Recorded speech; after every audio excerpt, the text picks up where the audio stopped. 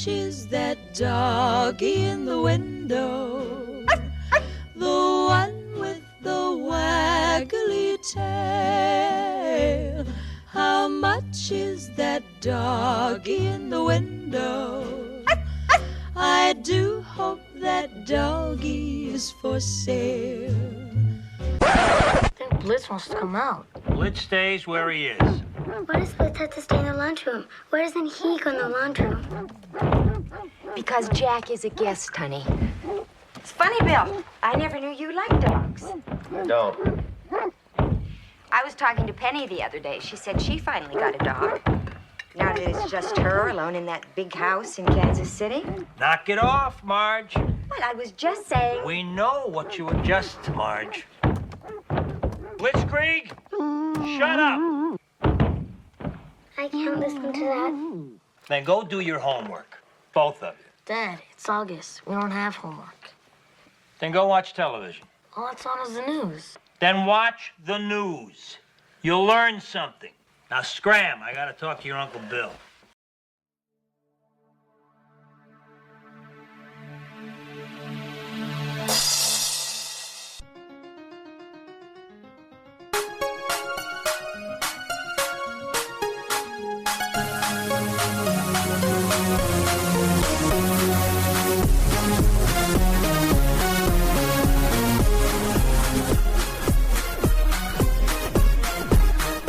Hello, everybody. Good evening.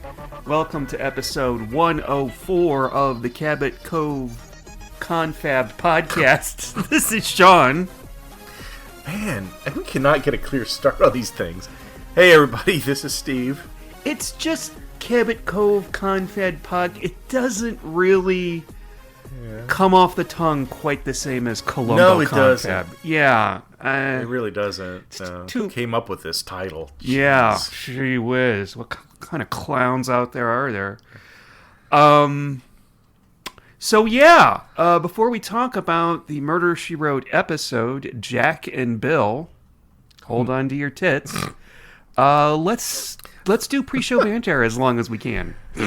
Okay. As long. Hello, bonjour, buenos dias. Good day, guten tag, konnichiwa. Ciao, shalom, dobre dien. Hello to all the children of the world. Oh, I think pre-show banter is going to run throughout the episode. Okay, that's fine. That's fine. Who wants to start? It's fine. I actually have nothing. I've been playing a lot of Dead by Daylight. I am shocked that wait times in the lobbies are like 5 minutes plus, and they just released a new event where it's kind of randomizes your perks, Oh, yeah. and nobody's playing. Like, what the fuck? Nobody. I think this game is dying. Quite honestly, I don't know. I feel like the last month when I play, there's nobody on, and only way I can measure that is because the wait times are so lengthy. Used to you pop in and boom, you're into the game pretty quick. Maybe 2 minutes. Yeah, after startup. Now it's like maybe 5-7 minutes. I have to wait in a lobby. I haven't had that kind of a wait time since I first started playing. But is this for the event? Or is it regular? No, this play? is before the event. But even and I thought the event would bring people in, but no. Okay. It has not. Have you noticed this? I Or have is it not just played the last few days. I have been trying to work. Is that a stab at me? That's no. I am know. a responsible adult, Steve. I don't play Vidya games all day. Well, did you go back to Indiana Jones and the Great Circle? No. Not. It's so sad, and It's a great game. Yeah, It's a great and game. it's not cheap either. No, it's like a $70 game. Yeah, That's not a special edition. That's the basic vanilla game. yeah. And what do? I just keep going back to the cheap whore. I've got Queen Elizabeth, but I just want me a barmaiden. It seems. Queen Elizabeth I, the hot one. How do you know she was hot? She's hot in all the movies. And I really am into white makeup. Lead. Lead white makeup. Yeah. Uh-huh. Yes. I found That's a show. like an inch thick on your face. Yeah. And where maggots are now living in. I think she's beyond maggots. I think she's dust. Well, no. Like I think if I remember correctly, historically, her makeup was so thick and she would just put layers upon layers. She wouldn't clean it off. Yeah. And so, like, things were starting to live within the makeup. Yeah, That would eat into their flesh and stuff. That British. Have you had dinner? No. But I watched this instead. I found a show. Last night. You know what? Let me. I have a new podcast. Oh God! It's been out for 3 weeks. The only way I could do this podcast is I said to my co-host Chris, I said I am not doing the editing for this. You can do the editing. It's nice. Yeah. So if you can fool a sucker into doing the editing for you, it's well worth doing. Yeah. And he owes me the last episode, too, because it's supposed to go up on Monday. But it's called Circumventing an Inside Number 9 podcast. Look at you. Yeah, for those of you who don't know, Inside All 10 fans. Okay, that's great. Sir, it was on for 9 seasons. 9 seasons. I'm just giving you a hard time. Yeah, all 10 fans, I think, have each downloaded an episode of the podcast. So that's your mother. My mother doesn't know how to download podcasts. That's Tom. That's who else? Yeah, he doesn't care. It's not me because I don't listen to podcasts. Yeah. So it's me, Chris, that I did Doctor Who Gives a Fuck with, and his wife, Doc. Chris listened. Chris listened to us in the old TARDIS Tavern days. Yep. And it was his wife that got him into Doctor Who. But yeah. Oh, I'm so sorry. But I did find a show last night. Speaking of Inside Number 9, this was on Amazon Prime. This came out in 91, I believe, and it's English. And do you know who Dawn French is? No. Okay. So she had a show way back when with Jennifer Saunders. Oh, you know what? You've seen that they were Dawn French and Jennifer Saunders were the lesbian couple in Death on the Nile with Kenneth Branagh. Do you remember the lesbian couple from Death on the Nile? I have to think. I know. Yeah. Okay. And Dawn French in 1991 was in a show called Murder Most Horrid.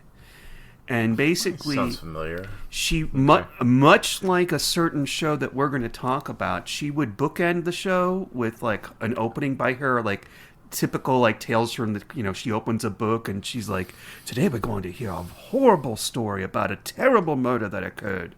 But it's all a comedy. It's a comedy.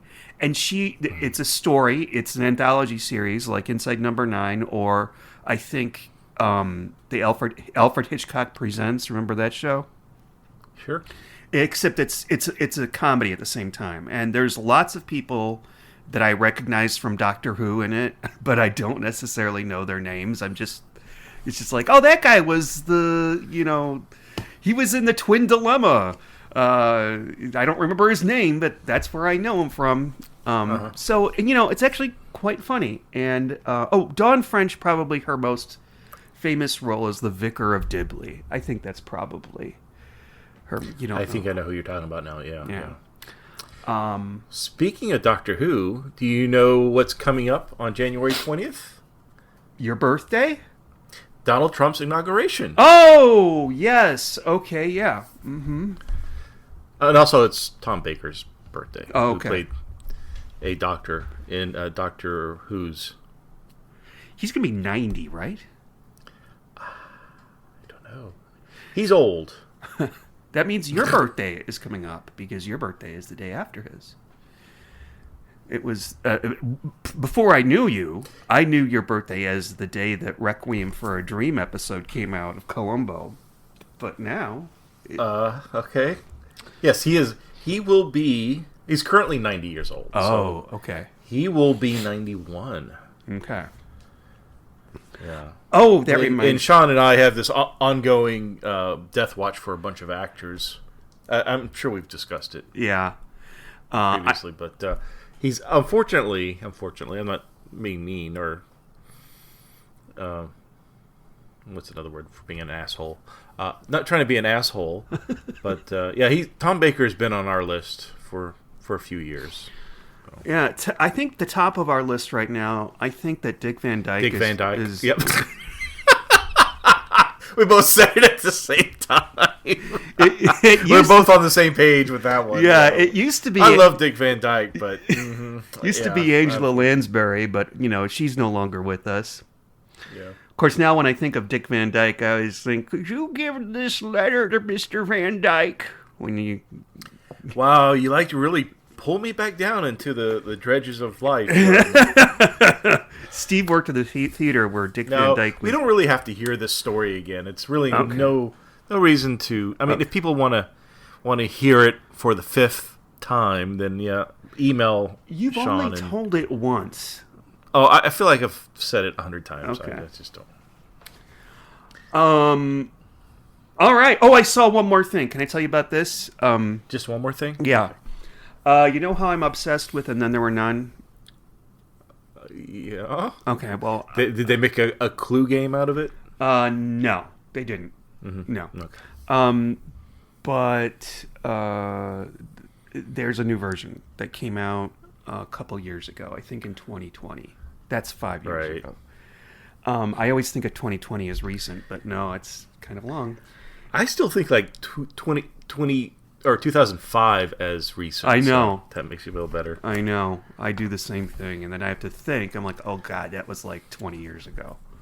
Right. Anyway, I will devour that story in any way, shape, or form that it appears. And I recently found out that's great.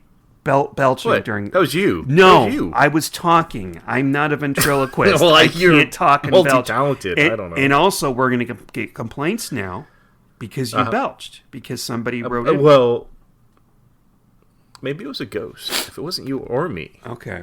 Well, anyway, there was this version that came out in 2020 called They Were 10, and it's French, and it's basically these 10 people show up on an island, and they were all invited, by some mysterious person, and then they all start dying one by one, but this time the killer is like Ghostface or something, like they put on like a costume. Okay.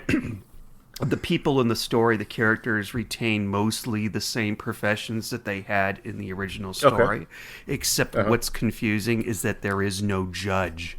So it's kind of like, well, who could the murderer So who was the not the benefactor, but who was the person that invited them if it wasn't the judge? What was his? Sorry, spoilers. But what was his? It's the same thing where they're all murderers.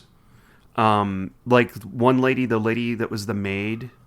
Well, I mean, and then there were none, or Ten Little Indians, I think the one you made me watch. They weren't all murderers. They just were in situations like one was a doctor and he would get drunk, and so he accidentally. I mean, it wasn't like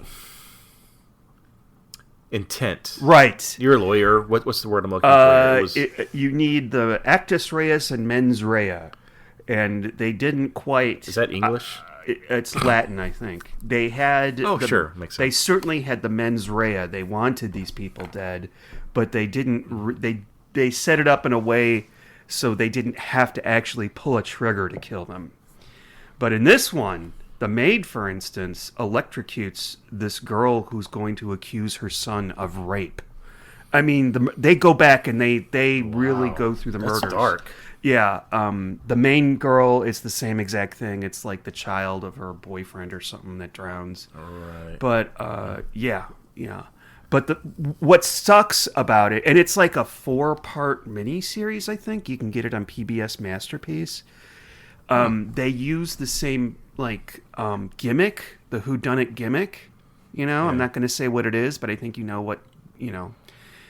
If you keep that in mind, it's really obvious who the killer is.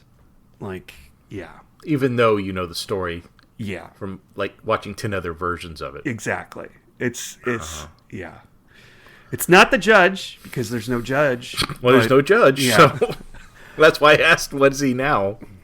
I think Is he a that laundry boy or there's a guy who does like an Uber driver? Who's that guy? John Edwards. Remember John Edwards? Not the guy that ran for vice president, but the psychic. Are you talking about the psychic? Yeah. Yeah. Okay. He's a John Edwards, like a celebrity psychic type self-help guy.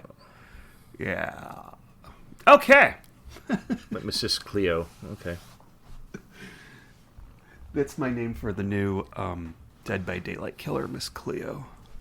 Oh. You're gonna get some extra chum after. Okay. Wow. I guess the time has come for us to talk about Jack and Bill, isn't it? Yeah, I guess so. Okay. Let's fucking care about this stupid show.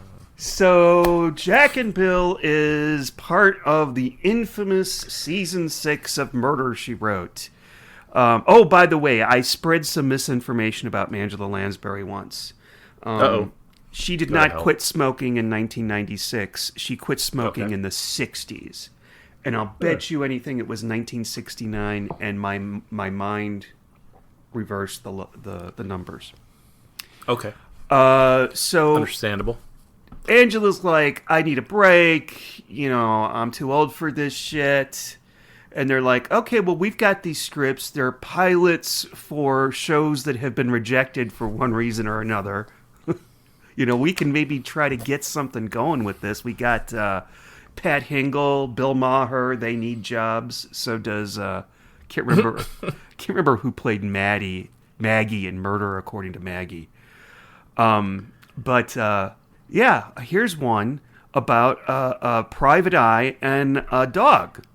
Yeah. You know, It's that's Turner and Hooch before that film existed. no that existed. That came out the same year this did.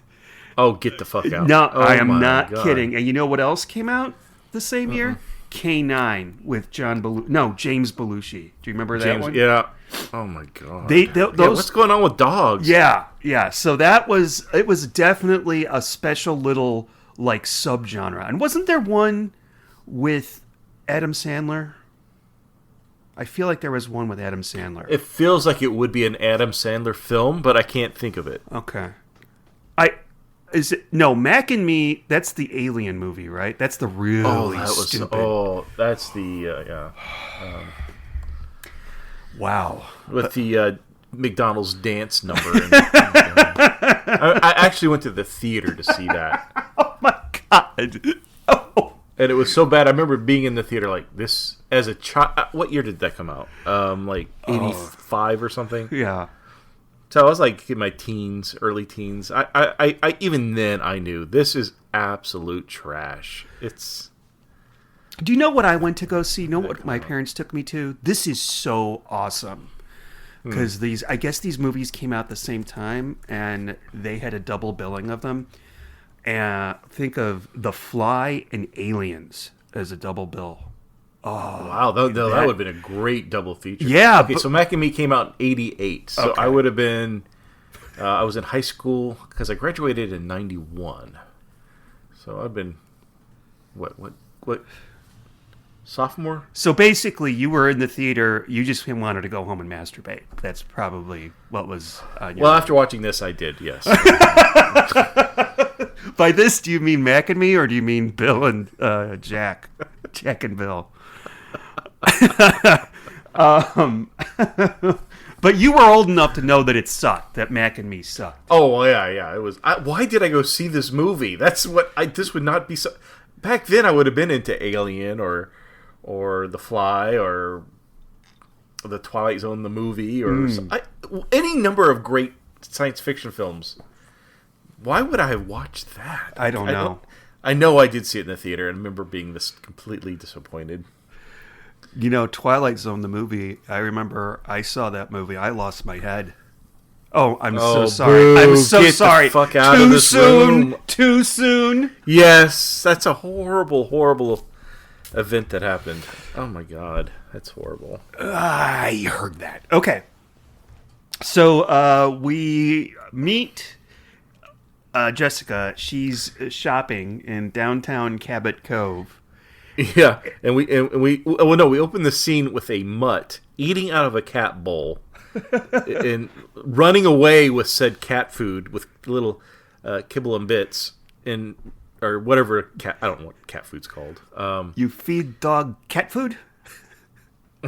So the dog is running away after stealing some poor cat's food, and Jessica just smiles and stares, and she's like, "Oh, what a cute little puppy." Yeah, those dogs, they're always getting into little scraps. Why, this reminds me of my old friend Bill Boyle. Yeah. Played by an Who? You know this guy? Like, what would have been the situation that she knows Bill Boyle? By the way, I'm going to be very hypercritical of this episode. So.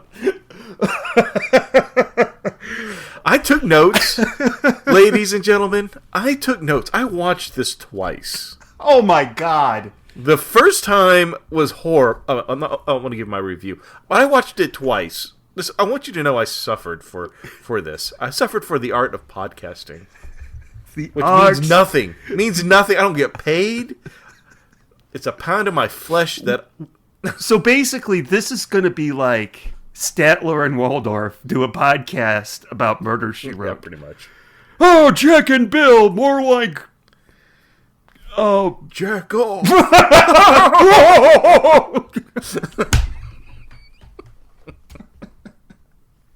You know, can I bitch? Can we talk?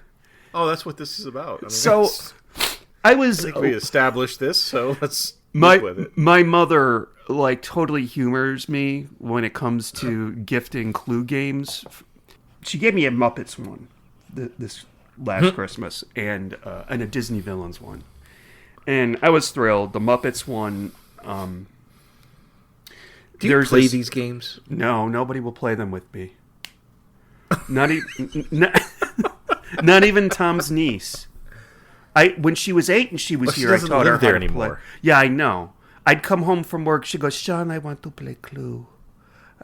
She liked playing Clue, and she liked watching me play Alien Isolation. Good game. So I was excited when she came here again, all grown up. I'm like, oh, we can play more violent games now. Mm-hmm. Play Clue. No. She wants nothing of it.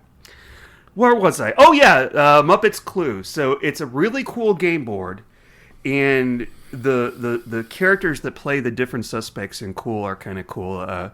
Kermit is Mr. Green, Piggy is Miss Scarlet, Gonzo is Professor Plum, Fozzie is Colonel Mustard. Not Fonzie from Happy Days was not in this. No. Although somebody from Happy Days was in this. And the Swedish Chef is Mrs. White, and Sam the Eagle. Bargy, Borgy. Sam the Eagle is Mrs. Peacock, or Solicitor Peacock, as she's known now. And you have to punch their cardboard things out and then put them in these placeholders so they can be the tokens.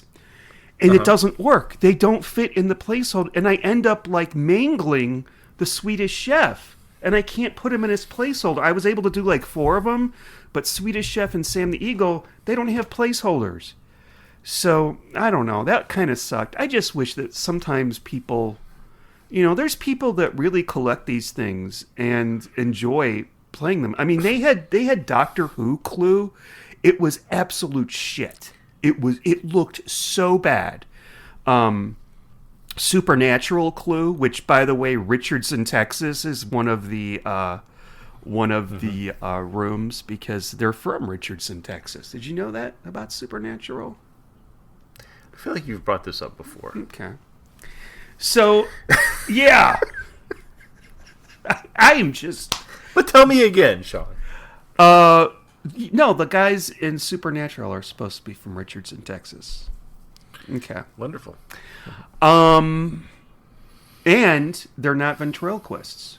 And that's interesting, because Richardson is actually the Texas capital of ventriloquism. Ventriloquists, sure.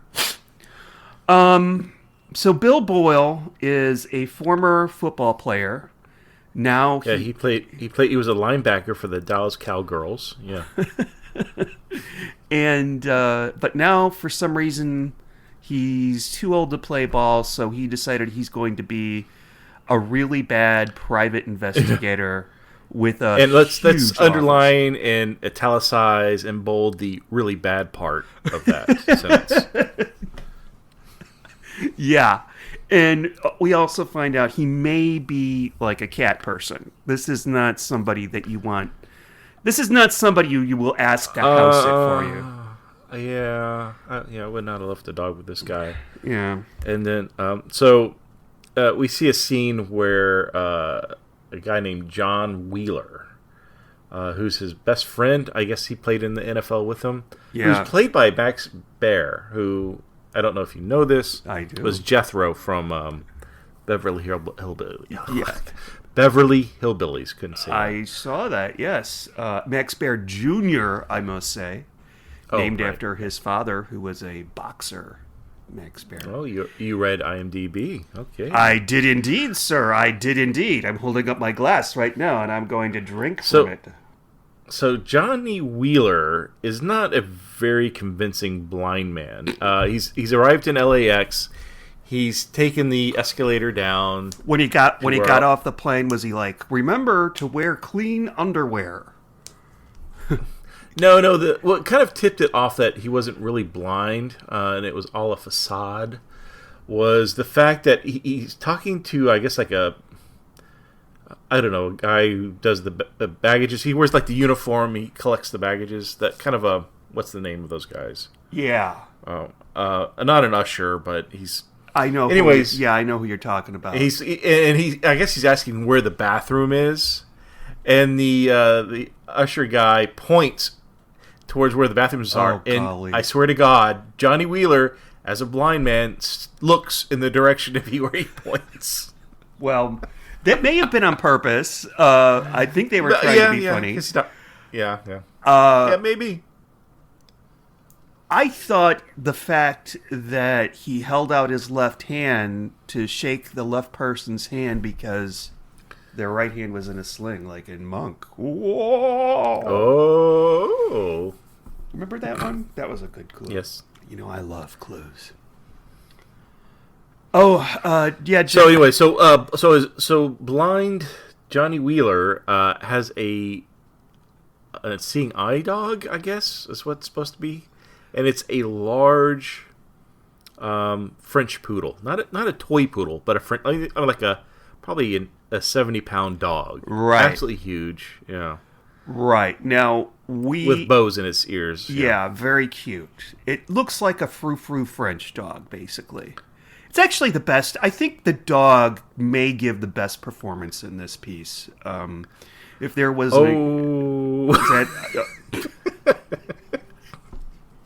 I got some problems here. Okay. And I realize, these dogs it's probably very well trained. Not anything against the person who trained them, takes care of them, their handler, but how the episode kind of handles it, it's funny because whenever the dog starts barking at somebody, it's obviously a recording of a dog barking, and it doesn't quite.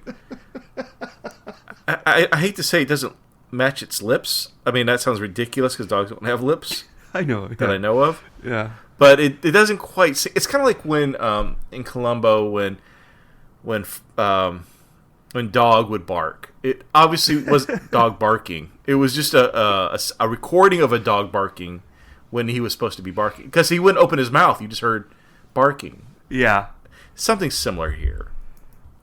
And not only that, there are scenes where there's other dogs barking. Like there's a scene where Jack, the poodle, is in odds with another dog hidden behind a door because he's at a house named Blitzkrieg. Now, Blitzkrieg, as you know, is a Decepticon and transforms into a jet fighter. But anyways, in dog form, Blitzkrieg barks, but sounds like a band going woof woof. I mean, I probably nailed it right there. It's so bad. It's Do you remember when they did the cat? I can't remember the name of the episode, but there was and somebody. It was off screen, and they just hear meow meow. I think it was a guy in an apartment, and he's like, "Oh, who's out there?" And he goes out in the patio. And meow. I know they can do better at Amy's Baking Company for sure. Oh no! I speak feline. Why did you bring meow, that meow, up? meow, meow, meow. Yeah, meow meow meow meow meow meow. Yeah, Amy from ABC Baking Company. Yeah. God, Gordon Ramsay should just should have looked at the camera, like did the cut with his hand over his throat, like cut. No, we're done. Fucking bye. Or maybe they knew it was going to be like gold. It'd be TV gold. Which it was. Yeah, if nobody knows what we're talking about, you can easily find it on YouTube, even if you don't like Gordon Ramsay. Please watch this. Please watch. I've watched it 3 times in full. It is probably one of the best pieces of reality television out there, along with the last moments of the first scene of Survivor. And it is a complete, and it's really watchable. It's so good. Amy's Baking Company. What's his name? Sam? His name is Sam? They're no. That sounds right. Yeah, they're the mafioso guy from Israel who has all his money's probably illegal and yells at customers. And he'll cuss you out. And he will threaten to kill you and cut your throat if you have any issue at all with your food. So great guy. Yeah. So anyway, where the fuck are we? Jethro has. By the way, did I tell you, I only have a single page of notes. Typically, when we do these shows, I have like minimum 2 pages, 3 or 4. Mm-hmm. It can go up to 4 pages of notes. I've got a single page. Oh, good. Maybe you can answer questions for me because I've got some. Jethro has to go to the bathroom. And this is actually a pretty good scene. Fortunately, him relieving himself was a really good scene. Wait, I want to know what the dog was doing in the bathroom. Was it just like sitting in the corner and just panting? Like what's going on? Well, you can't. What would you do, Sean? I want to ask you a hypothetical. You are traveling. You are in an airport. You go to the men's restroom. And there is a blind man going pee, and you see his seeing eye dog in the corner just sitting there. What do? Do you pet the dog? Do you chuckle to yourself? Like what shenanigans do you do? You're going to do something. I think I'm going to make this pee last because I want to see when this guy's done. What is he going to do? Is he going to call the dog over? Is the dog going to get this? How's he going to get to the sink to wash his hands? Does he wash his hands? Does he just get the dog? Does the dog hold his wiener while he pees in its mouth? I mean, how does this work? I want to know. I don't with the wieners.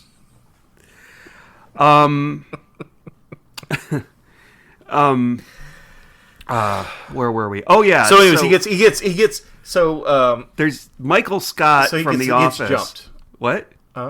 I was going to say, yeah, Johnny Wheeler, or the blind guy. He gets jumped in the urinal, or in the men's room. And there's nobody in this restroom except for these 3 guys and a dog in a otherwise busy airport. Yeah. So this could take place. They try to mug him, and what do you know? The dog fights back. It's a fighting dog.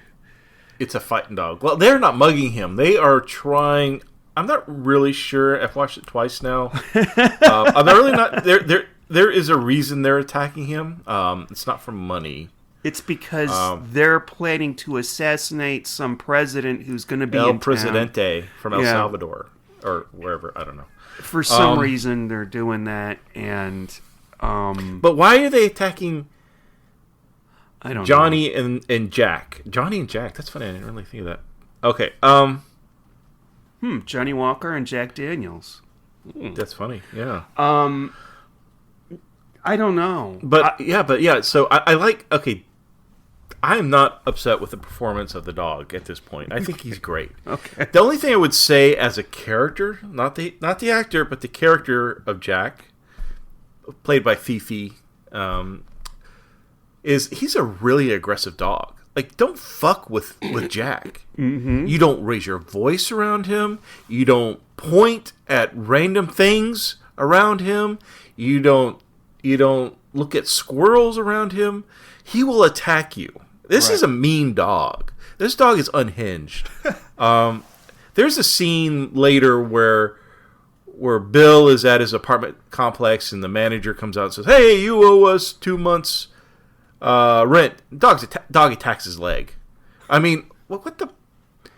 Well, if you raise your voice. The good news is that the dog likes Bill. Thank God, yeah. But the dog is like really just super sensitive, and if you are threatening at all, he will attack you. And I like that when he attacked this apartment manager, the guy just walked it off. I would think, like, I'm gonna fucking sue you. Your dog just chewed into my calf. I'm crippled. I'm gonna need stitches. But I guess this dog is trained not to bite that. I don't know. Fuck it. Whatever. So, but it's a very aggressive dog. Yeah, he's a cute dog. He's a French poodle. I don't think he's cute. He's very handsome. I don't think so. You don't think he's a handsome dog? No. I mean, like, let's just say I don't appreciate poodles. We used to have a Bichon Frise when I was little. Those are very similar to poodles or terriers. These people are no longer our friends, but they owned a large piece of property, and they raised wolves. Actual motherfucking wolves. And I remember these guys. Yeah. Yeah, you know exactly who I'm talking about. Yeah.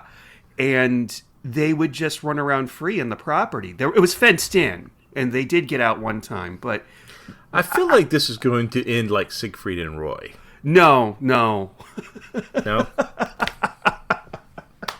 Yeah, I don't know, not yet, but they're really nasty to each other. Like, if they get into a fight, one of them is going to die, and that this has actually happened. Where there was, you told me about this. It was very depressing. Yeah. It kind of reminds me of the Crazy Chimp documentary on HBO Max. Oh yeah. But don't own a monkey, ladies and gentlemen, especially a chimpanzee. Yeah. Maybe the little Meerkats or whatever they're called, maybe they're fine with the little diapers, but do not own a chimpanzee. You are nuts. That thing is going to eat your face and your genitals. I mean, it's just... It's happened. That's quite a few times, apparently. Yeah, it's very scary.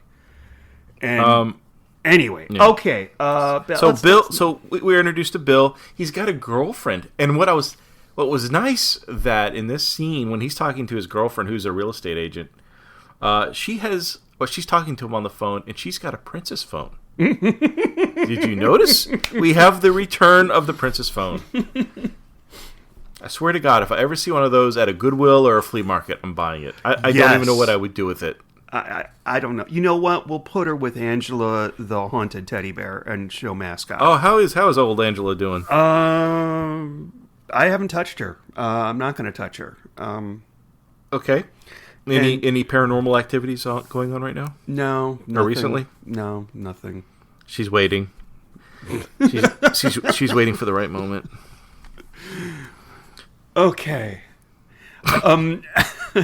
So, yeah, he has a girlfriend who is a realtor. She's really busy all the time. Celia, yeah. Yeah, I think they established pretty much that Bill really likes, how do you say, as you women? Americans say, chasing the skirt. And oh yeah, the skirts like him. Yes, they do. He is popular with the ladies. There's one scene where he goes home to the Garden of Eden apartments. And there's like these 3 like Dallas cheerleader cowboys in the hot tub. They're air stewardesses. Yeah, I don't like somebody actually thought this could be a show. Like that this could be like the pilot for something greater. I mean, this is definitely going in. Are we headed towards like a threesome territory? Like where's this hot tub scene going? Because And these the dogs are gonna watch. Like Magic likes to watch. I mean, I don't know where this scene is going to go with the hot tub. Oh my god! Did you?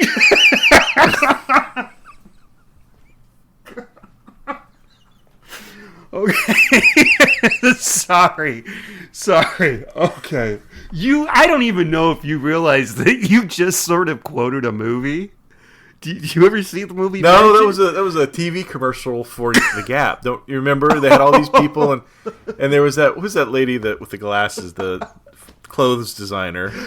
Edith Head? No, I don't know. It was like an Edith Head. I don't think it was Edith Head. Okay. And she had a dog, a large dog. And this dog was always around with all these young people in this Gap commercial running around with their new clothes, and she would say something. Well, SNL did a skit with these characters. Oh yeah, I remember. Making fun of it. And at the end, this Edith Head character with the dog turns to the camera and goes, because these young people are having fun and frolicking and stuff, and he goes, Magic likes to watch. And I was like, oh my god. Like some kind of weird sexual... Oh, thing. golly. The reason my wife and I quote that to each other all the time. Because there's a movie called Magic. Mm-hmm. It's from the 70s with Anthony Hopkins, and he has... Right, with the ventriloquist. Yeah. And I thought that's where that was from. Because I could see he's got a lady over, and like he... Oh, yeah. Was that the name of the dummy? I think Magic? so, yes. That's yeah. Magic likes to He watch. probably does like to watch. That's what I thought. I mean, he would get some wood, too. Come on. Oh, God. Oh, all right. What happens next? Where did we leave off?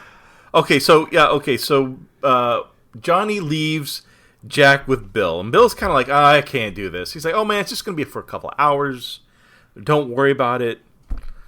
Where is he going that he can't take the dog? I think he's undercover for the assassination of the El Presidente. Okay, or he's investigating that. And then I guess he has to leave Jack. I don't know. Well, the dog does kind of draw attention. He keeps attacking people.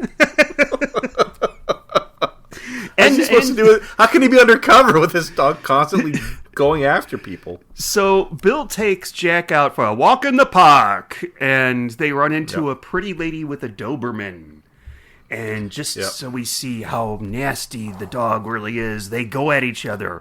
Yeah, he can take on a Doberman. It's a Doberman, Steve. A Doberman. Yeah.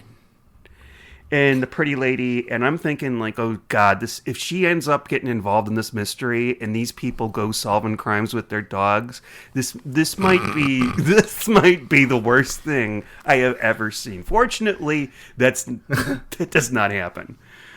Thank God. I almost said thank dog. Thank God none of the dogs speak. Go, ruh-roh, Raggy. God.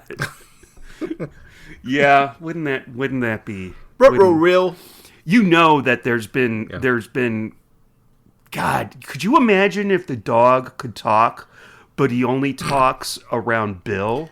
Nobody knows the secret. Oh, that would have been even better. This would have made this episode...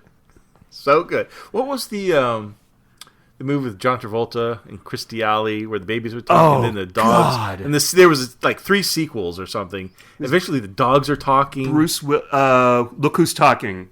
That's right. That's right. Bruce, it would be like that. Was it John Travolta or Bruce Willis? Bruce Willis was the voice of the baby. Okay. And Travolta was the not the father, but he was like the love interest for Kirstie Alley. Okay.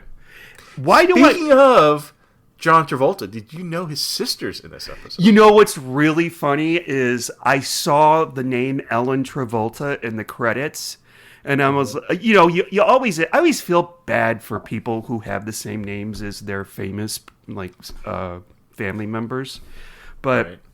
I'm like like Sylvester Stallone's brother. What's his name? Frank Stallone. Yeah, Stallone. Poor Frank. He was in a version of 10 Little Indians. He played Philip Lombard. Donald Pleasance was in that one. Anyway, His eyes, they were soulless eyes. Like a Was he talking doll's about eye. Frank, you think? Like a doll's eyes. I always forget. If No, that's Jaws. That's I'm in the Jaws. wrong Okay, film. like a devil's eyes. I'm in the wrong film. You know, I'm doing Robert Shaw, not Donald Pleasance. Oh man. Oh geez. if you want to hear, in my head. if you want to hear a really good Donald Pleasance, go look up the Columbo episode that was in the feed that we did for novice elitists. Elitist. Yeah. Okay. Yeah. So yeah. Oh wait. When his ex-wife shows up, and I had forgotten about Ellen Travolta, but when I Whose ex-wife? saw her, Bill's ex-wife, Mona. Remember? No, that's his wife. That's his ex-wife. That's his secretary. I thought it was his ex-wife. No, it's his secretary. She left originally because he wasn't paying her, so she just randomly shows back up looking for Oh. to get her job back. Oh, he doesn't pay her. Oh, that's an old So trick. why she shows up, I don't know. It's crazy. It's not about the money, Sam.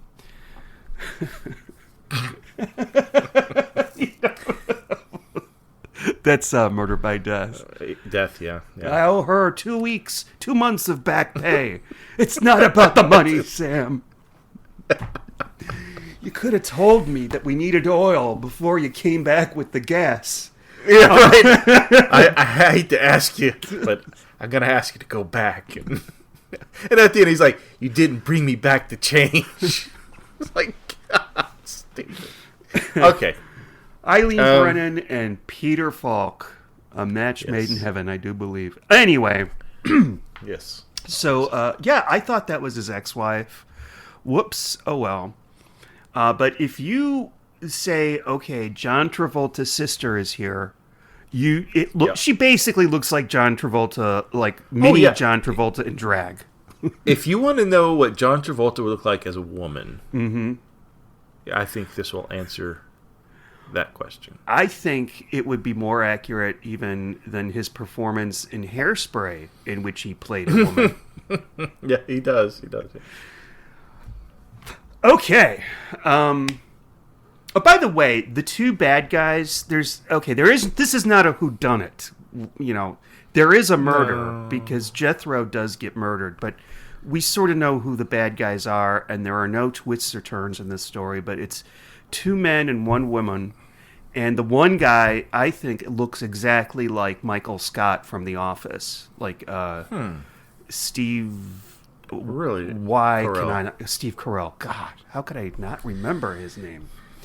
But I forgot to mention, in that scene in the airport bathroom, after he and Jack beat up the bad guys, Johnny leaves the bathroom and he runs up to some cops and he says, "Excuse me, officer, there's 2 guys in the restroom and I think they're down to some funny business," or something like that. And they go Flying rushing what? in there. Like, oh, I can't wait to see this. They're probably thinking it's some kind of sexual Well, there's got to be a rendezvous reason. or something. There's got to be a reason that bathroom's always empty. See, if I worked in that airport, that bathroom would be what I call a pooping haven, because nobody's ever in there. Why? Anyway, I see. Okay. Wow. where are we in the story? Okay, so Bill has a brother-in-law, or an ex-brother-in-law, I think, who's played by Pat Harrington Jr., another junior. He plays Lieutenant Lou Brickman, which I recognize immediately as Schneider from One Day at a Time. He also played on A Murder, She Wrote, where he's like a movie producer. Makes really bad B films. He meets Jessica, or he sits next to Jessica on an airplane flight from. Are they going to London or they're leaving London? I think can't they're remember. leaving London. That's the one with Mrs. Columbo. Kate McGrew. Yeah. Huh. And that guy that was in But- Deep Red. Anyway, yeah. But so he plays a Lieutenant Lou Brickman, and what else can I tell you about him? Oh, he has a dog, a wife, and 2 kids. He owns Blitzkrieg. Yeah. So Bill is invited to their house for dinner. Bill brings his dog Jack, but I guess the other dog doesn't like Jack, so they just... I don't think Blitzkrieg is a dog. Here's the thing, though. Like I said earlier, it sounds like a man just barking.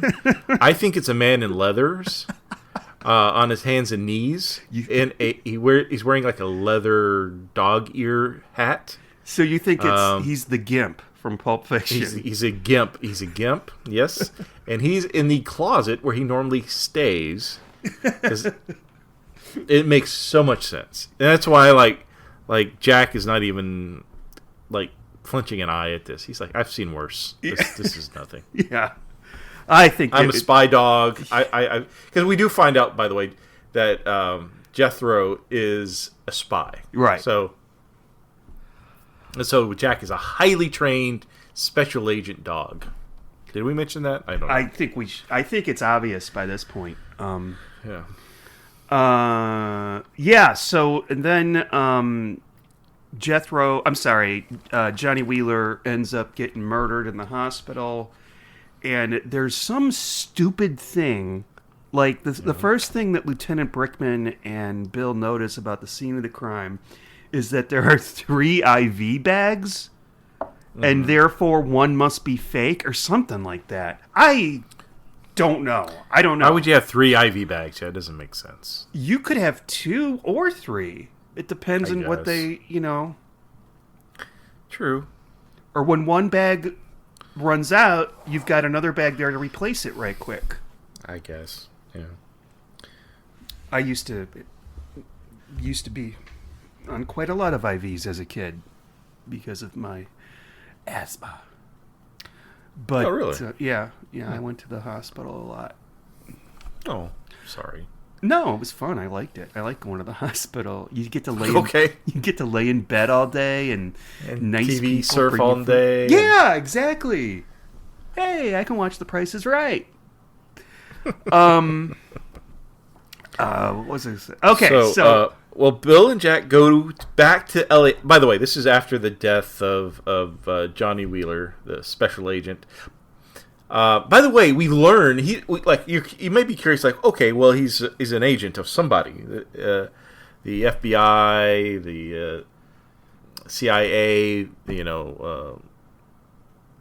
don't know what other agencies there are. Interpol. I think because later on we meet his boss. Right, Earl Browder. Yeah. But so we find out that Johnny Wheeler is in fact something extra special. He is a international cop. Okay. All right. What is that? What does that mean? Interpol. Because Interpol is literally what that means. International police. Really? That's a thing? Yeah. Get the fuck out. Is it? God. I mean, I've seen it I've seen it referred to in multiple properties. I just thought it sounded funny. It was like something out of like Saturday morning cartoons on G.I. Joe. And we got Sergeant Slaughter. Sergeant of what? Like special combat fatigue military dude. I don't know. I have a relatively new job, and I had to send something to my boss to prove. And he emailed me back after he read it, and he said, "I love it better than Cats." Cats is capitalized. I knew instantly what he was talking. Do you ever see that old SNL commercial for the hypnotist? It's like, the amazing Crandall coming up. Let's see what audience members had to say. And they show these, all these hypnotized. It was so good. It was better than Cats. I loved it. You will call now. Okay, so what happens next in the story? Oh, yes. Well, okay. Wait, I mentioned. I thought you were asking me. Earl Browder is played by an actor named Glenn Turman. I know you've never heard of him, but you've seen him before, and you'll know. You'll go. I recognize him immediately. Yeah. You did, really? Gremlins. Yeah. He was in Gremlins. He was the biologist teacher. I always felt bad for him in that movie. Like, he dies horribly. yeah, and he's nice, and it's like, dude is thrilled. Like, he's gonna write a paper and win awards. You know, what is He's this? eating his tuna fish sandwich, and that little gremlin just steals it and turns into a little freak of nature. Yeah. And doesn't it, like, eat his hand off? Like, his hand gets stuck in a cage? I can't remember. It was gross, though. It was pretty dark for a movie like that. Yeah. Yeah, it's a Spielberg film. No, it's a Joe Dante directed that. But I thought Spielberg produced, didn't he? Maybe. I don't know. Joe Dante has a podcast. He's like one of the worst podcast hosts ever. His co-host basically has to carry the show for him. Anyway, okay. Sounds like another podcast we used to listen to. The Gilbert Godfrey podcast. Oh God! R.I.P. Guilford. But that was pretty bad. What was the name? His co-host. Pretty much he carried. Frank Santopadre, right? That's right. Yeah, Frank Santopadre. Right.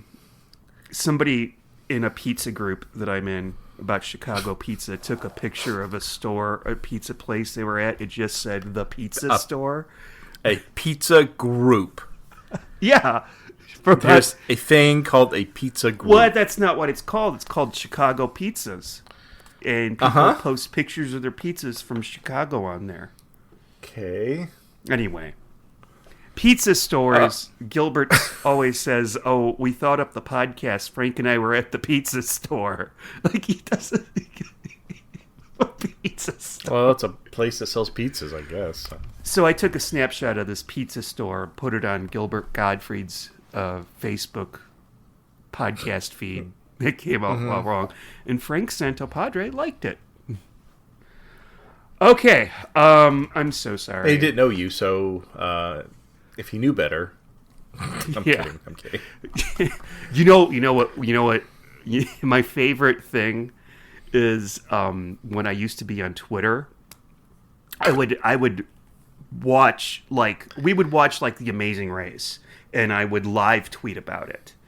And there was this one season where they would pair up single people.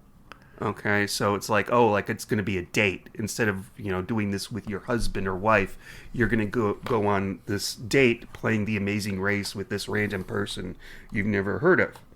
And there was a gay guy, and of course they paired him up with another gay guy. It took 10 seconds of hearing them talk, and I'm like, wait a minute, this is not going to work. They're both bottoms. And so... Please explain to us that don't live that lifestyle. They're both submissive in bed. Okay. Okay. I mean, that's not what it's all about, but it's just, I tweeted this, and one of them saw it and liked it. I've never been so Twitter shamed in my life. I guess it could be worse. Anyway. I don't use Twitter anymore. Oh, I'm sorry, X. I don't use X anymore. So this one lady shows up, and she says her name is Maria, and she says she's here to get the dog, and she says that she's Johnny Wheeler's wife. Okay? Grace Wheeler. No, it's not what she said her name was. And he's like, "Oh, so you're here to take," he makes up a name for, "You're here to take Marmalade." She's like, "Yes, I'm here to take Marmalade." So, of course, Steve, it's a clue. Because if she's Johnny Wheeler's wife, she would know the name of the dog. Now, well, and Johnny Wheeler said that he was still a bachelor. They kind of made that a thing. Yeah. We've seen that in Murder, She Wrote before. Remember that? There was the lady that lived in Cabot Cove that had another husband, in New York or something. So New York City. Sorry. So she pulls a gun. They get into a slight scuffle out in the hallway outside his office. And this all ends because there's a little old lady with a big, huge cane that thinks he's taking advantage of her. So she hits him Yes, with the yes. cane, and Maria is able to get away. Okay. What did she say? She said something like, "I knew this was always going to happen," or something like that. She said something. Yeah, I don't know, but man, that lady,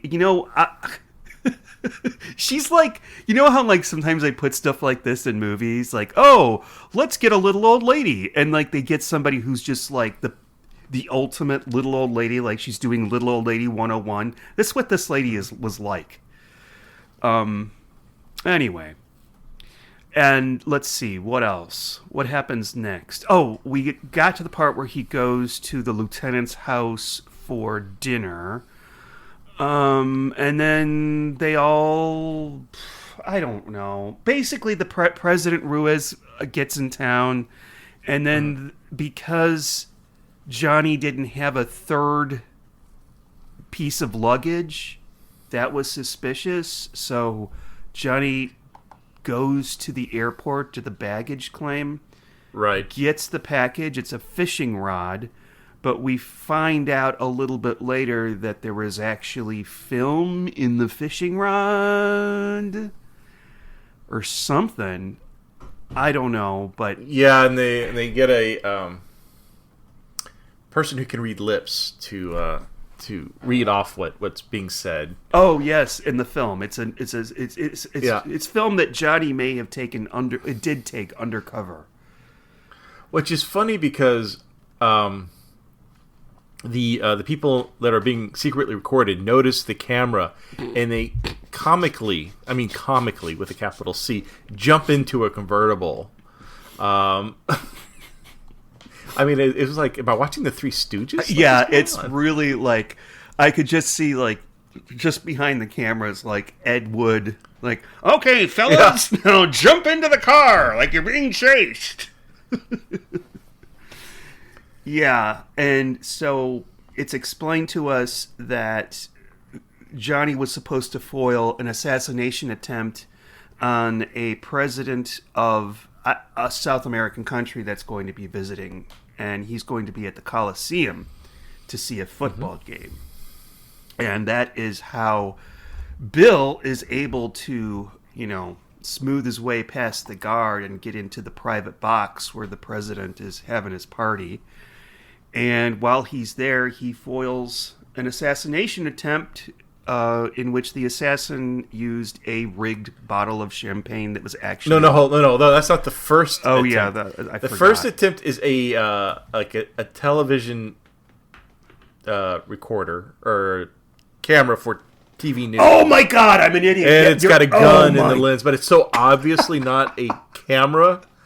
It looks like it was made out of cardboard and painted gray with a little lens-looking thing.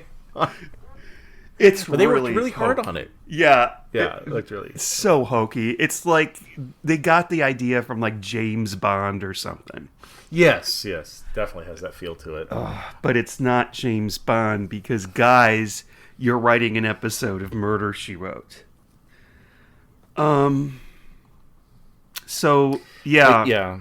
The But bad yeah, guy no. is- It ends up there's an after party because Bill and Jack have saved the day. So El Presidente wants to congratulate them and wants to meet them because, by the way, he's a big football fan.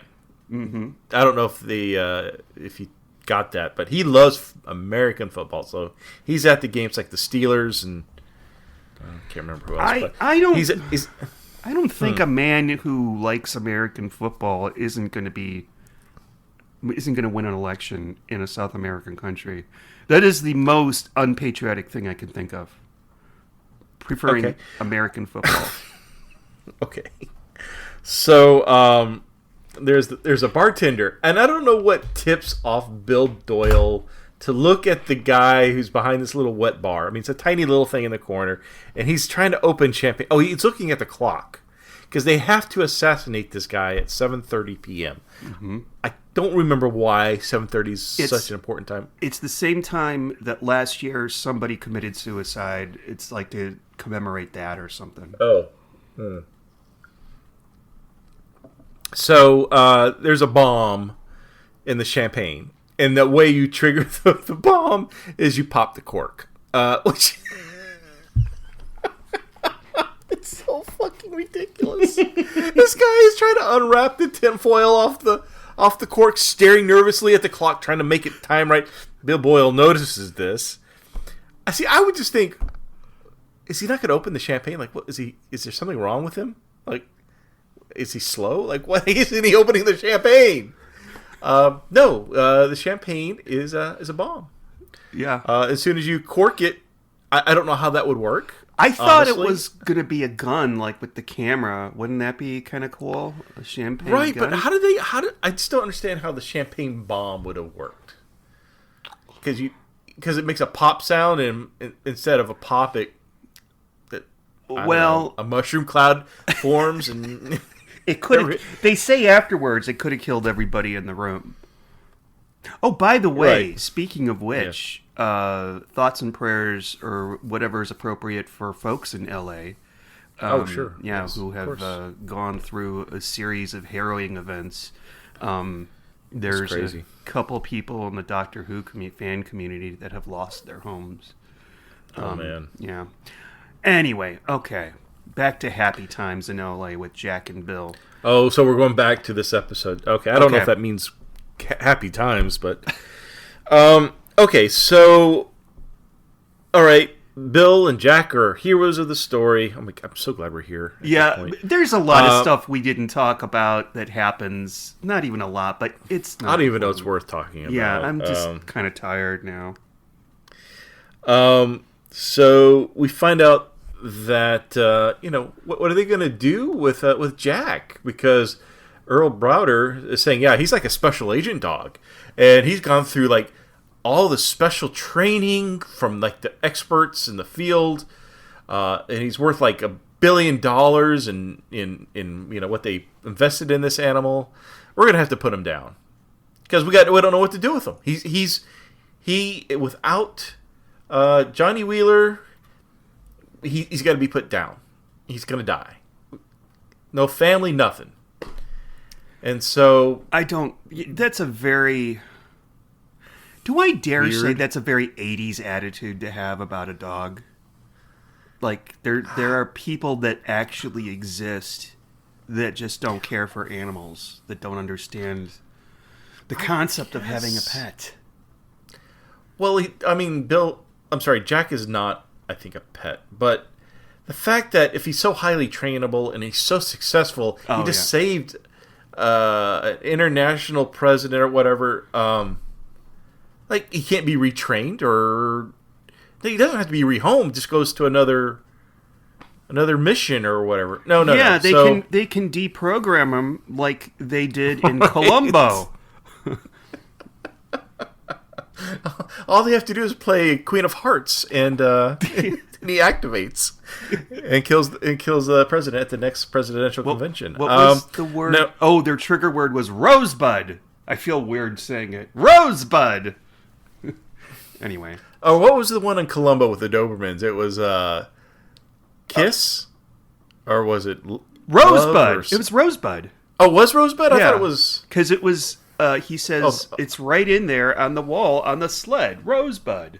Because the doctor Yeah, bought that. Yeah, he was into old 30s and 40s movies, like Laurel and Hardy and W.C. Laurel and Hardy. Fields. Yeah, the Three's Company. No, Three Stooges. We must be drunk now. You're talking like my grandma. Should get things mixed up. What? Talking like your grandma. Well, she's no longer Sir. with us. That's even better. She left this plane of existence 5 years ago, but throughout her entire life, or at least throughout my entire life, she consistently would like use words for other things. For instance, my mom had some work clothes that no longer fit her, and she gave them to my sister.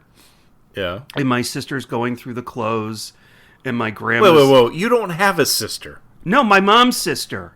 Oh, okay. She's going through the clothes. My grandma's there. My grandma goes, Gail, these are good. Sharon got all these at Days Inn. Days Inn? Days The hotel? Inn. Oh, no, she meant to say Land's End. And for some reason, she said Days In.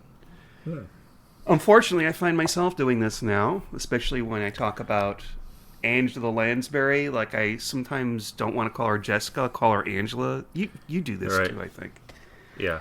But, all right. Okay, so anyways, Bill says, no, I will take the dog.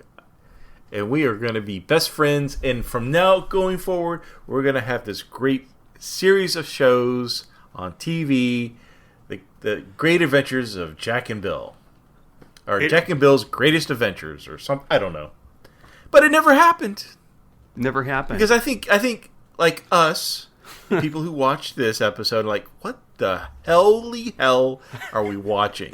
This is the worst shit I've ever seen on TV. You know what? I shudder to think that there was somebody on that day that this aired in 1989 that thought, I think I'll Murder, She Wrote. I'll think that I'm going to give that show a chance. Why? Look at this.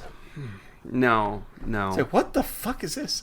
And it's so bad, Sean. It's so bad that this was as you mentioned at the very beginning of this podcast, that Jessica Fletcher does the bookends. She does the beginning, and she actually does commentary in between scenes. Like, oh, Bill didn't really like dogs, but whatever. She'll add a little flavor or color to the scenes. It was kind of throughout the episode. It was kind of like the guy in Dukes of Hazzard. Looks like the boys are going to be back. Look like the Duke boys, or whatever. But there was no final bookend for this episode. Jessica gave up on this episode. There is no final where Jessica's still walking around the stores at Cabot Cove and saying, well, I look forward to talking to Bill again to see what other great adventures they're up to now. Nope, that wasn't there. Nothing. Jessica gave up. It's just the end of the episode. Yeah. Is there a I can't remember the character's name, the one that Jerry Orbach plays, the private eye that she keeps coming across. I can't remember his name. I can't think of it right now. Is there a season 6 episode of him? Because I'm starting to miss him. These other boys. Yeah, he's actually one of the well, he had his own show. He that's got right. his own season. That's right. That actually spun off. Uh-huh. It's not good. It's on YouTube. It's not good, but I mean, if you want to watch it. It's not Mrs. Columbo or anything, but Hey, I think Mrs. Columbo is pretty underrated. It's a little better. It's not bad. But I'll watch more. That's Mrs. Columbo. I tried, and they go completely different after the first season. They stop using the Columbo format, the inverted mystery format, and it was like a sex worker was killed downtown, and Mrs. Columbo is on the case. It was more like a gritty, I don't know. Well, she stopped being Columbo, and she got a love interest. I mean, I'm sorry if I consider that canon with the Columbo series, then she left poor Frank, and we can only consider, because I always thought of Mrs. Columbo in the the Fox series as kind of this slightly overweight Italian woman, heavy-set Italian woman that likes to eat a lot. She likes Chinese food. She's always bugging him. I mean, she doesn't cook, I don't think, because he's always eating hard-boiled eggs and chili. I mean, that's bachelor food. You got it. That's exactly how the movie Murder Can Kill You ends. Is that the name of the movie? The made-for-TV Murder by Death, basically, which parodies all of the 70s detective shows. And in the end, it turns out that it's the murderer is Mrs. Palumbo, and this lady walks in. Yeah, it's slightly changed. Like, there's a McLeod guy there, and these are like real actors. I should say real actors, but like real names. Like, what's the name of the guy that played the brother-in-law in Rocky? Paulie? Burt Young. Burt Young. He played the Columbo character. I can't remember who the hell else was in it. I want to say Nancy Walker was in it for something, but I don't know. Anyway, that's what she was like in that. Hey, you want to know? You know, it was actually almost. I was too young to be offended by something like that, but it probably now wouldn't be much like Murder by Death. Would not be appreciated by those with a woke sense of humor, which I do not have. I don't think that. I think that means you don't have a sense of humor, but Yeah. Well, I could go on and on. Oh, I do want to mention there was a scene with the landlord, Sugarman. And Yes. I could have sworn up and down there are these two actors, and I speak of what's his name? Brian Dennehy and Charles Durning. You know these two guys? yes, Okay. I get them mixed up. And I thought that one of them was That the was him? landlord. yeah. It's not. It's a completely different guy. It's just weird. I know I've seen him in stuff, but I can't. I have to go on IMDb and look at it, but I don't care enough. So And, you know, yeah, I got nothing else to say about this. Magnificent. All right. So I am going to pull the number today from the office number of Bill's PI or detective office. So it was office 1022. So 1022. You know, I think, you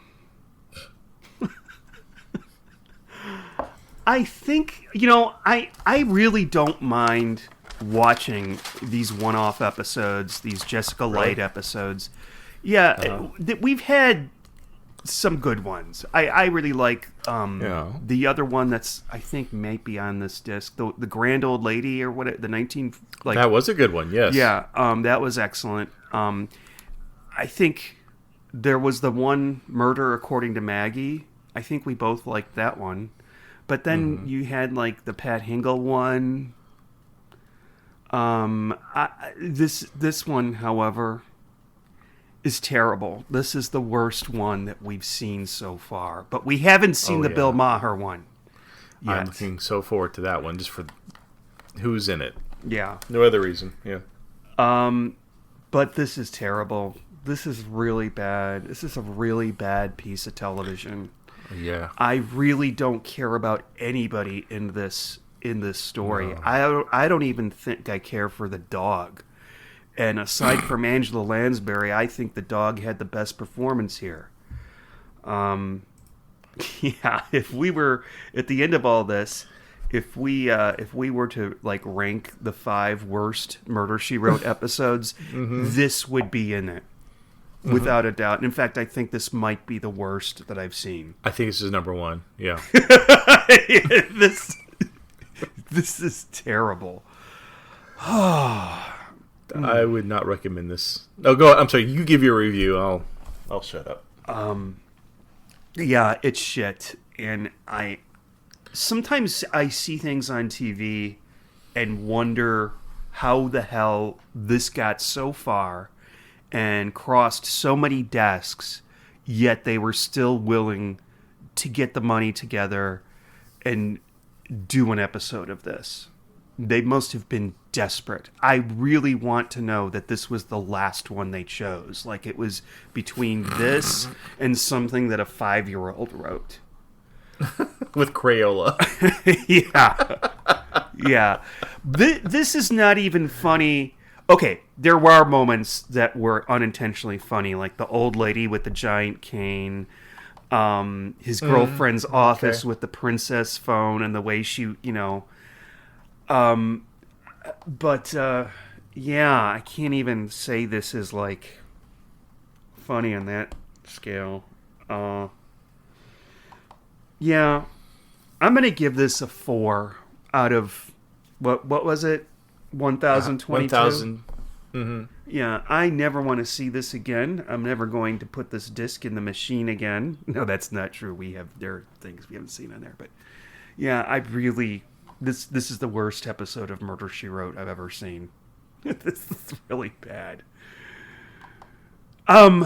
Oh, there's that one maybe about voodoo that we haven't seen, but yeah. Huh. Okay. 4 out of 1022. You're ranking it higher than I would have. I agree 100%. This is just a shit episode. Watching it a second time, it was painful. It was like fingernails on a chalkboard, kind of painful, annoying. Go ahead, keep going. I'm sorry, I was. Oh no, it's just you don't want to watch it again. You don't, like you said, you don't care about the characters. The plot fucking doesn't make much sense. Like, what's with the assassination? At least put a little more something into it. The only murder was his friend Jethro at the beginning, which I didn't even recognize him almost with the mustache. Okay, so let me ask you this. This is a movie or an episode. It has spies in it. It has international intrigue. It's in a major city outside of Cabot Cove. But you know what's really weird is all of that can be applied to what we watched last week, which was JB as in Jailbird. All right. Guess which one did it better? It's like two mirroring things, like a bad don't do it this way, probably do it this way, And I can only imagine, you said earlier that Turner and Hooch came out before this. I maybe they thought this was a great idea for a show. Let's test it. Man, it was just bad. I'm going to give it like a 1 out of 1022. It's literally up to now, this is the worst episode of Murder, She Wrote I've seen. And I, like you, I do not want to watch it again. Even if you had noticed some really fascinating Easter egg, I would not go back and find out. I just don't care. Let me ask you this. I mean, it was neat to see a dog sidekick, but they don't. I don't know. Yeah, it's just the plot itself was bad. I'll say this: the acting wasn't bad. It wasn't the actors. There was no performance that I felt like was subpar. It was just the story and the characters were the problem. He was totally unlikable. Well, no, the guy who played Bill, he's been in other Murder She Wrotes. He's been characters like he played the diabetic with the violent son that went to Cabot Cove. Oh, yes. And he was the one that was shooting his insulin into his vein, which you do not do, but I remember that. Yeah. So he's been in other ones, and I think he's been in another. I think if I remember correctly, when looking it up, he has done like 6 episodes of Murder She Wrote as different characters. So obviously Angela Lansbury likes him. He's a good actor. I don't have problems with him as an actor. It's just this was not good. This is not a good story. Ken Howard, 10 years, 20 years. See, this is the thing when you get old, and since we lived through the end of a century, I've got to like I just did it just now. I was like 20 years. You're counting on your fingers? Yeah. 20 years later, he would become the president of SAG. So he was obviously very influential. Yeah, he was a big name in Hollywood, especially after this. So, remember when I was like, oh, there's another one. There's another dog movie, but I don't think it's with a cop. Marley. It was with what? Marley and Me. And that was in the 90s. I think that was in 2009. That's what I'm seeing. Just that you did it there. That was in the 90s. It was 2009. Because at some point around there, my concept of time is like all a blur. Like those were my drunk years. But yeah, I could have sworn Adam Sandler was in one of these dog movies, and maybe I'm certainly not going to look it up now, nor will I try to act like I'm not looking it up when I actually am. He's done a lot of movies. I got to go through a whole fucking list to find the name of the. This is why we need a producer, to look shit up while we're talking. You know. Oh, I don't think anybody could help us. I'm sorry. Okay. All right. All right. I'm ready for the cats to come in with their claws of fortune and their Okay. catnip of fortune. Their All right. Excellent. They're wheeling it in now. And when I say they're wheeling it in, I'm looking for the app on my phone. That's a fun fact. Okay, we're gonna have a nice talk, Billy, but there is no cats with a wheel. It's all. wow, you ruined the illusion. Yeah. All right, spin the wheel, Steve. The cats are done setting it up. All right. Okay.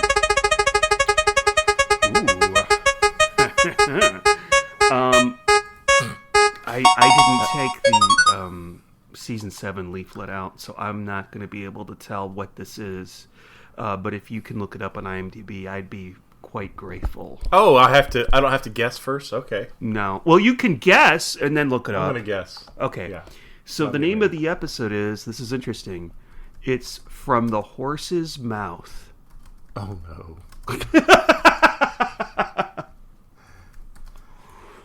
I mean, I'm thinking of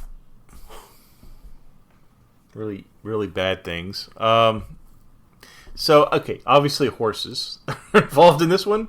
I know we've done ones.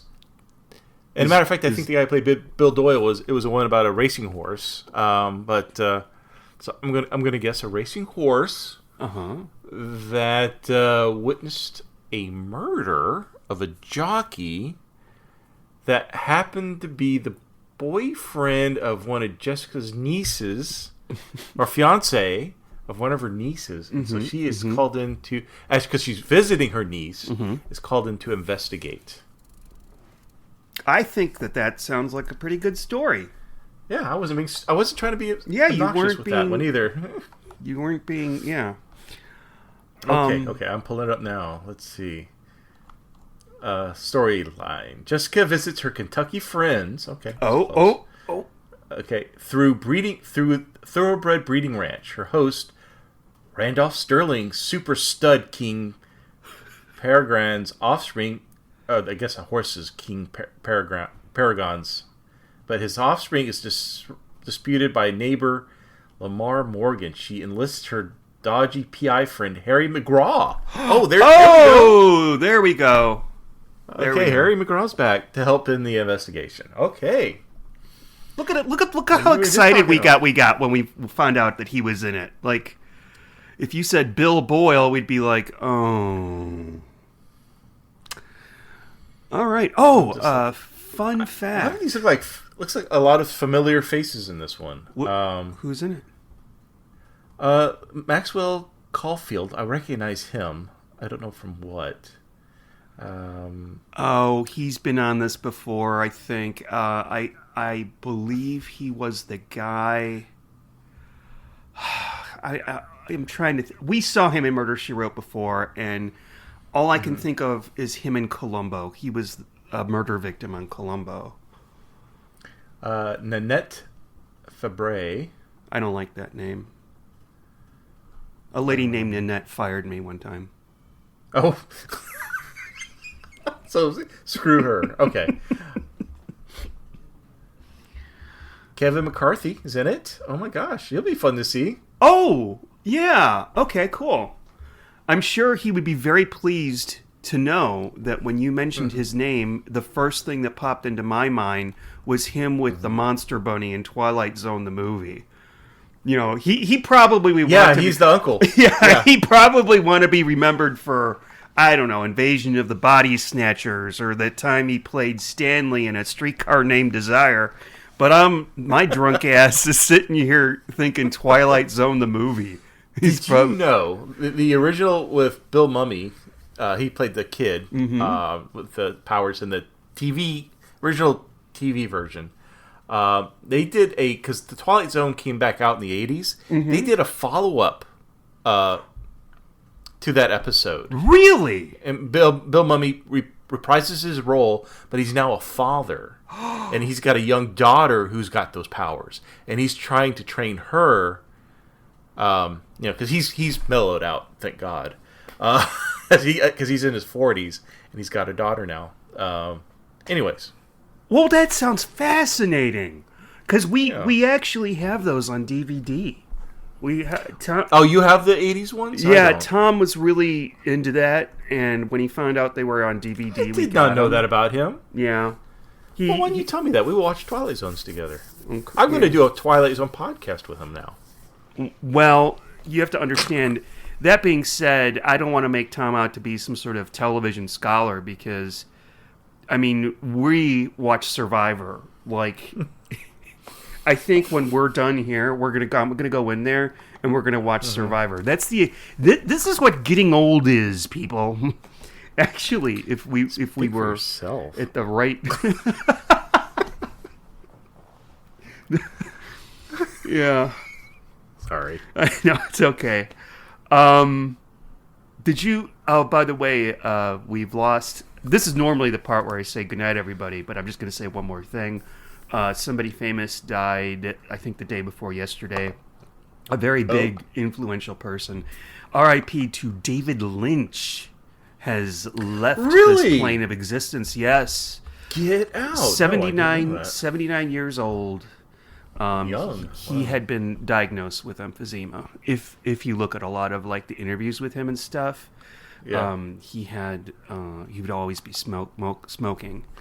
And when I was in school, I had an internship, and it was for a local art show.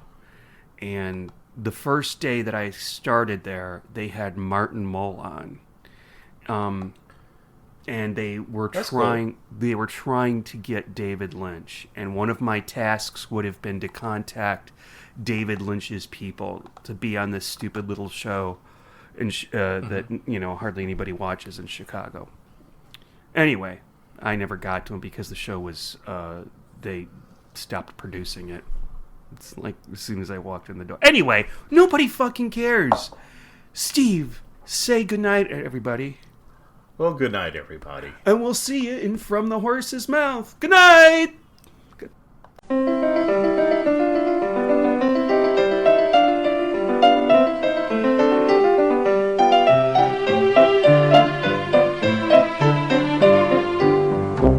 Thank you for listening to the Cabot Cove Confab.